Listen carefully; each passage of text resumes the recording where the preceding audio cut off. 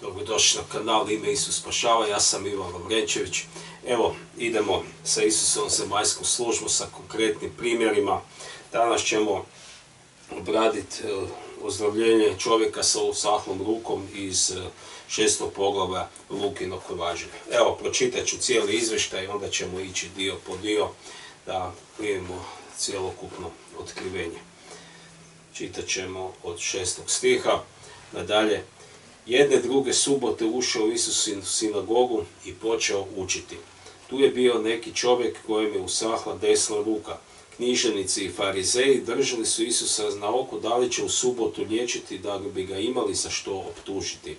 A on je znao njihove misli i rekao je čovjeku s usahlom rukom: digni se i stani ispred sviju. On je ustao i stao, a Isus im je rekao: pitam vas, što je dopušteno u subotu činiti, dobro ili činiti zlo, spasiti život ili upropastiti? Zatim ih je sve naokolo pogledao te rekao onom čovjeku: ispruži ruku. On je učinio tako i ruka mu je ozdravila. Evo, idemo sada prvo utvrditi aktere ovog izvještaja. Dakle, vidimo tri kategorije. Prva su religiozni ljudi, književnici, farizeji koji su bili tu subotu u sinagogi. Oni su, dakle, religiozni ljudi, nije im stalo do bližnjega, nije ih uopće zanimalo što taj čovjek ima usahlu ruku, njegovo teško stanje. Oni su bili uznemireni Isusovom prisutnošću i njegovim pozivom koji je dao naslućivati da će se nešto dogoditi. Drugi akter je čovjek s usahlom rukom. On je po navici, znači bio vjerojatno stalno u toj sinagogi, dolazio je, odlazio, recimo neki ekvivalent tome bi bilo današnji čovjek koji dolazi i izlazi iz ono što mi zovemo crkva, neka dvorana, prostorija, sastanak, u kakvom stanju dođe, u istom, ako ne u gorem, otiđe. I sve se to može odvijati gotovo cijeloživotno. Treći akter je Gospodin Isus, znači provoditelj očeve volje na zemlji, onaj koji otkriva Oca, onaj kojem je stalo do ljudi, kojem nije svejedno, koji brine o čovjeku i nastoji ga izvući iz minusa i prebaciti u plus stanje. Dakle, književnicima i farizejima se to sigurno nije svidjelo, međutim, Isus je odlučio provesti Očevu volju i u ovom izvještaju on je pokrenuo stvar. Dakle, u onome što smo ovdje vidjeli, Isus prvi progovara, Isus poziva čovjeka. Od čega nastaje vjera? Od slušanja Bože Kristove riječi. Dakle, vjera je ono najsirovija definicija, reakcija na ono što Bog kaže, na njegovu riječ. Božja riječ se dijeli u nekakve tri osnovne forme: istina, obećanje i zapovjed. Isus je vrlo jednostavno ovom čovjeku rekao: digni se i stani ispred sviju. Znači, stani u sredinu. Vidite, prvo što je Isus učinio, da je tog čovjeka izvukao iz zone komfora. Dakle, on je sjedio među ljudima, po ničem se nije izdvajao, ali Isus ga poziva: ustani. Dakle, nemoj više sjediti, ustani. I ne samo da ustane, nego stani ispred svih. I mislim da je svakome tamo bilo jasno da će se nešto dogoditi, da se nešto priprema, da se nešto kuha. I to mjesto je bilo nabijeno silnom duhovnom energijom. S jedne strane Božjom energijom, silnom Duha Svetoga, znači atmosferom koju on donosi, a koju je očitovao Gospodin Isus, i religioznim duhom koji ne želi manifestaciju Božje sile, duhom koji je djelovao kroz književnike i farizeje, dakle ljudske posude koje su mu u tom trenutku tamo bile na raspolaganju. I to je bio sudar dvaju duhova. Uvijek je to tako i rijetke su situacije da neprijateljska sila nije prisutna, da ne djeluje. I vidite, ovdje su knjižnici farizeji prema Lukinom izvještaju držali Isusa na oku. Možete si vizualizirati tu situaciju. Dakle, pratili su ga, gotovo onako skenirali.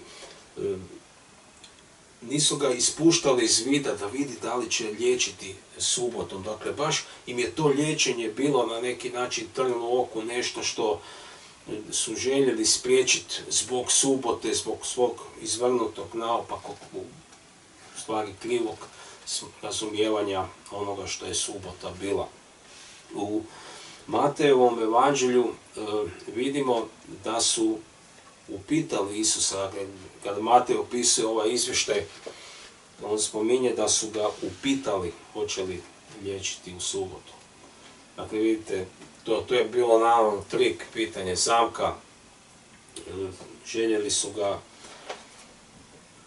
navesti da se očituje, barem kako su oni to doživljavali, da je on protiv subote ili da mu ona nije važna, uglavnom zaustaviti Božje djelovanje. Ali ipak čovjek na kojeg bi se želio najviše fokusirati u ovoj poruci je upravo ovaj čovjek sa usahlom rukom. Dakle, u cijeloj ovoj priči njemu je bilo najteže. On je bio pod najvećim duhovnim pritiskom. Svakako i Gospodin Isus, naravno, jer njega je pritiskao taj duh ljudi koji je tamo bio, ali naravno Isus je to nadvladao kao i sve drugo i uostalom u pravilu je bio u takvoj situaciji. Ali ovom čovjeku definitivno nije bilo lako. Pazite, govorimo o vjeri sada, o sadašnjem trenutku, jer Bog želi sada djelovati, ali postoje sile i okolnosti koje žele spriječiti da se to dogodi. Dakle, prvi pritisak, prvi val pritiska je bio u trenutku kada mu je Isus rekao da ustane i stane između svih, na sredinu. Dakle, već na toj etapi čovjek je mogao podleći tom pritisku. Zbog srama, zbog osjećaja nelagode, zato što je gotovo sigurno bio svjestan kada ga Isus imenovao i pozvao ga da ustane i stane između svih, da je bio pod pritiskom pogleda, znači sve oči tamo su bile uprte u njega. Sva duhovna energija iz tih ljudi se usmjerila na tog čovjeka i gotovo sigurno ga je i sram i strah od ljudi i nelagoda, na osjećaj neugodnosti. Mislio si možda kud baš ja i zašto baš sada i zašto baš ispred svih, nismo li možda mogli izaći negdje van pa popričati o situaciji. Možda da, Isus je u nekim slučajevima izvodio ljude sa strane, ali ovdje je odlučio učiniti nešto ispred sviju, upravo zato što je to bila sinagoga, zato što je bilo puno književnika i farizeja, religioznih ljudi kojima je to trebalo biti snažno svjedočanstvo Božjeg djelovanja. I čovjek je uspio oduprijeti se tom pritisku. Ustao je. Ko zna što si je mislio i kako se osjećao, ali vidite, vjera je reakcija na Božju riječ. Riječ mu je došla sada, u aktualnom trenutku. Isus mu rekao, ustani i stani ispred sviju. I on je morao u sadašnjem trenutku odreagirati da bi to imalo status vjere u Isusovim očima. Da je taj čovjek sad počeo oklijevati i Isus, ajde razmislit ću, odvagnut ću, ipak ljudi me gledaju, ovi lijevo, desno, pritisak, osjećam njihove oči na leđima, guši me ta atmosfera. Priča bi bila završena. Bog očekuje da mi reagiramo na njegovu riječ koja nam dođe po Duhu Svetome sada. On govori sada i očekuje reakciju sada, u aktualnom trenutku. I korak prema čudu je počeo onog trenutka kad je ustao i stao ispred svih. Mislim da je u tom trenutku čovjek sa usahnutom rukom porušio sve mostove koje je imao možda sa sinagogom, sa knjižnicima, farizejima. Možemo pretpostaviti da je poznavao dosta tih ljudi, ako ne i sve. Nekoga je sigurno poznavao. Jer u tom trenutku kad je poslušao Isusa, koji je bio nepoželjna osoba na tom mjestu, svi mostovi su bili porušeni. On je otišao nasred prostorije i mislim da je da to sigurno pomislio, sad kako bude, bude.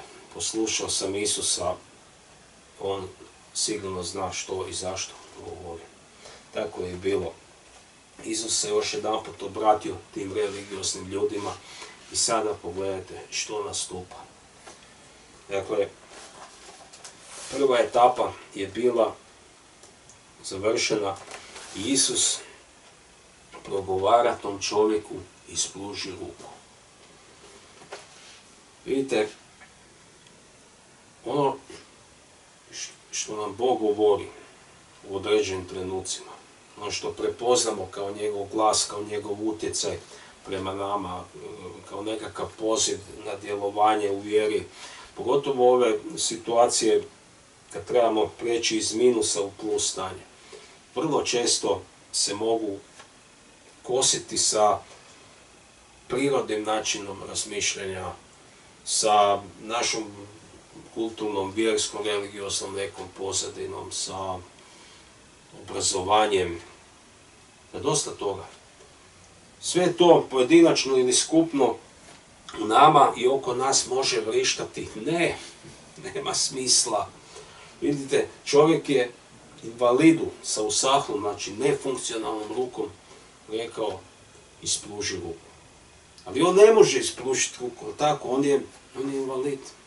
Njegova ruka je usahla. Da nije takva, on ne bi bio tako kvalificiran. Vidite, potpuno suprotna poruka od stanja u kojem se čovjek nalazi. Ali Bog uvijek govori iz svog kuta. Znači on vidi čovjeka sa usahlom rukom i Bog po svojoj naravi, ljubavi i milosti koju ima prema ljudima i želi izvući iz minus stanja. Znači vidi čovjeka sa usahlom rukom i u njegovoj misli, u njegovom srcu je ja želim da taj čovjek ima zdravu i funkcionalnu ruku. Ali kako će to provesti? Tako što će uputiti riječ čovjeku da pokrene svoju ruku u vjeri, ili ajmo reći svoje stanje, usahlo stanje, za njega je to bila ruka, da ga pokrene u vjeri, u ono što mu je Bog rekao. Prema plus stanju. I to je uobičajen način Božjeg djelovanja. To je u pravilu ono što Gospodin čini. I vidite sada, puno toga nas može zaustaviti na putu prema našem čudu, prema našem ozdravljenju, oslobođenju. Evo, sad kad govorim recimo u nekom kontekstu izlaska u minusa, u plus stanje. Ali odnosi se na bilo što u vjeri, ali rekli smo, Isusova zemaljska služba je toliko velika riznica otkrivenja i toliko je snažna zato što nam donosi prave, žive primjere stvarnih ljudi, gdje se mi lako možemo identificirati. Možda nemamo usahlu ruku, ali nešto je možda drugo nefunkcionalno u našem životu. I vidite, taj čovjek je mogao imati puno razloga da ne reagira. Mogao je reći Isuse, vrlo rado bi ja pokrenuo tu ruku, ali usahla je. Usahla ruka se ne može pokrenuti. Ne može ni izvesti onaj trzaj. Usahla je, jel? Ali Isus zna da može. Isus zna da može. Kao što su i hromi ljudi prohodali u evanđeljima i u knjizi Djela, imamo takve primjere, apostola Pavla i Petra na vratima krasnog Jeruzalemu i Pavlovo čudo sa paraliziranim čovjekom u Listri, koji je bio hrom. Dakle, može se. Kada? U kojem slučaju? Kada se reagira na Božju riječ? Stanje u kojem mi jesmo, negativno, nije nadmoćnije od stanja u koje nas Bog poziva kroz svoju riječ. Riječ je most, odnosno vjera u riječ je most između našeg lošeg stanja i onoga što imamo u Kristu, pozitivnog ishoda, rezultata stanja suprotnost, znači od onoga u čemu jesmo. Između je ponor, rupa, duboka, nepremostiva. Mi u svojoj nijedan čovjek ju ne može premostiti. Ali upravo zato Bog šalje svoju riječ, on progovara. Evo, čovjek koji je progovorio u ruku, u njegovu ruku je izgovorio riječ. Evo, pokrene. I vjera u to što mu Isus rekao, postala je most da se prijeđe u pozitivno stanje. I možete to smatrati sa potpuno 100% sigurnošću da je to duhovna zakonitost vjere. I da taj most nikada neće popustiti ili nestati, iščeznuti, ako vi krenete u vjeru. Pazite, ovaj čovjek je bio pod velikim pritiskom. Znači, da se ovo odigravalo negdje na samo s Isusom, vjerujem da bi mu bilo i puno lakše. Jer em je imao pritisak farizeja i književnika i ostalih ljudi tamo, em svog prirodnog načina razmišljanja, možda i te životne tegobe, naravno zbog tog stanja usahle ruke, sve su to faktori koji utječu. Sve nas to može zaustavljati. I gotovo sigurno hoće. Ali pogledajte, vjera je sada. On je primio riječ sada i on je odreagirao sada. Znači, čim je Isus izgovorio, ispruži ruku, on je tako učinio. I ništa od toga ga nije moglo spriječiti niti književnici, niti farizeji, niti prirodan način razmišljanja, niti stanje njegove ruke. Njegova ruka je počela činiti u trzaju vjere ono što nije mogla činiti. Nijedan liječnik na ovom svijetu i onda i danas ne bi potpisao mogućnost da usahla ruka to učini. Da se ispruži u trzaju vjerujući, znači srce čovjeka koji je u tom stanju, znači on vjeruje da ono što čini je prelazak iz minusa u plus stanje. On vjeruje da je Isusova riječ ispruži most prema ozdravljenju njegove ruke. I on jednostavno, znači u aktualnom trenutku sada prima riječ i on u sada čini tako. Znači on ispružuje svoju ruku. On ju ispružuje u trzaju vjere. I što riječ kaže? Ruka mu je ozdravila, slava Bogu. Ruka mu je ozdravila. Zašto je ozdravila? Zato što je vjerovao. Zato što je poslušao Isusa. Zato što je reagirao na njegovu riječ. Zato što je na riječ koja je bila upućena u aktualnom trenutku reagirao aktualnom vjerom. I kad se to dvoje zbroji, do čega dolazimo? Do čuda sada, ili rezultata vjere, ili spasenskog nekog djelovanja. Što god to za nekog u aktualnom trenutku bilo. Sada. Isus govori sada, očekuje reakciju sada i vjera producira čudo sada. I to je zakonitost. Nikada se ne može dogoditi da neko vjeruje na aktualnu riječ, a da ne primi rezultat sada. To se ne može dogoditi. To se jednostavno ne može dogoditi. Čuda i znakovi u Isusovoj zemaljskoj službi su opisani prema riječima evanđelista Ivana, ono što smo vidjeli prošli puta, da bi u nama proizvelo trajnu vjeru da je Isus Mesija, Sin Božji, i da vjerujući imamo život u njegovom imenu. To se mora dogoditi. Ne postoji mogućnost da se to ne dogodi. Jednostavno ne postoji. I vidite, sada je samo pitanje hoće li ovaj primjer i sve što ćemo obraditi u nama proizvesti takvu vrstu vjere. Tako funkcionira. Hoćemo li mi reći, Gospodine, nasljedovat ću vjeru ovog čovjeka. Pokrenut ću se sa svojom usahlom rukom koja je slika nečeg negativnog u našem životu prema onome što mi tvoja riječ govori, da imam već u Kristu, da je ostvareno, da mi nudiš po milosti i ljubavi. A to je sve.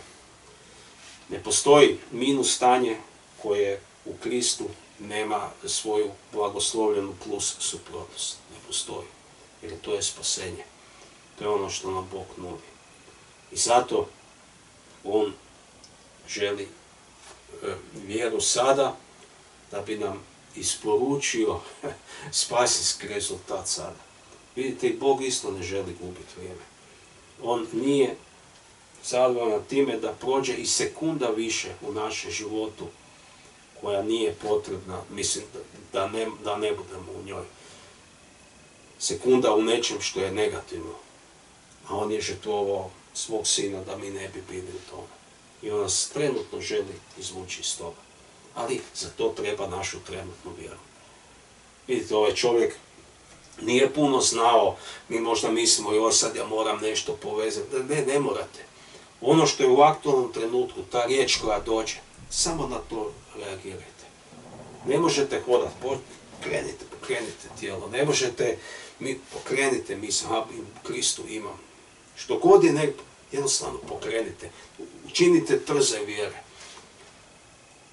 Trze vjere je izuzetno moćan, ta reakcija nagla, silovita, koja je trenutna, ništa ju ne može zaustaviti. Ništa. Jer je to reakcija vjere u Božju riječ. A onda ona preuzima nadzor i kontrolu nad situacijom. Tako stvari funkcioniraju. Izmislite ovome, budite blagoslovljeni, vidimo se na sljedećoj poruci, vidjet ćete svaki primjer vjere iz Isusove zemaljske službe je silan, moćan i puno toga može pokazati, može nas silno motivirati da postanemo nasljedovatelji vjere opisanih ljudi. Vidimo se